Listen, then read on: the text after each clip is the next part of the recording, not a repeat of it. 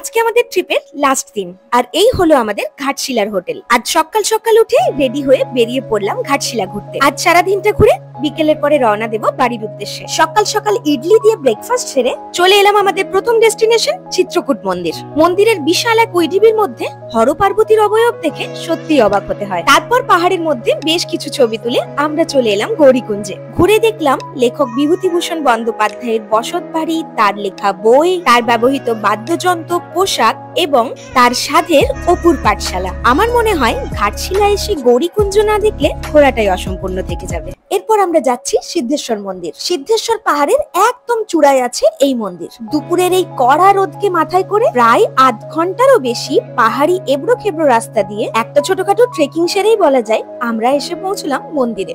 আর এখানে পৌঁছে মন্দিরে পুজো দিয়ে দারুণ ভালো লাগছিল। মন্দিরের পুরোহিতের কাছে শুনলাম এই মন্দির নাকি ভীষণ জাগ্রত, আর মন্দিরের বাইরে পাহাড়ের ওপর থেকে পুরো ঘাটশিলা শহরটাকে দেখতে দারুণ লাগছিল। ওখান থেকে বেরিয়ে কিছুটা রাস্তা আসতেই আমরা রাস্তাতে দেখতে পেয়ে গেলাম গালুডি ব্যারেজ। এত ঘোরাঘুরির পরে সবারই খুব খিদে পেয়ে গেছিল, তাই খাওয়া দাওয়া সারতে আমরা চলে এলাম পথের পাঁচালিতে। খাওয়া দাওয়া শেষ করে আবার বেরিয়ে পড়লাম ধারাগিরি ফলস দেখার জন্য। পাহাড় জঙ্গলের রাস্তা পেরিয়ে আর ওখানকার লোকাল মানুষদের সাহায্য নিয়ে আমরা এসে পৌঁছলাম ধারাগিরি ফলসে।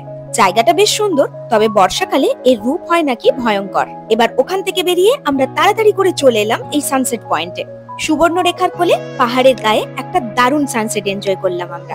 এরপর 3 দিনের ঘোরা শেষ করে আজকে অবশেষে বাড়ি ফেরার পালা। ফেরার পথে রাতের ডিনারটা সেরে নিলাম একটা ধাবা থেকে। আমাদের 3 দিনের ঘোরার ডিটেলস লং ভিডিও আমার চ্যানেলে অলরেডি আপলোড করা আছে, তোমরা দেখে নিতে পারো। তো আমাদের 3 দিনের ঘোরার সফর তো শেষ, আবার একটা নতুন মিনি ব্লগ নিয়ে খুব শিগগিরই দেখা হচ্ছে।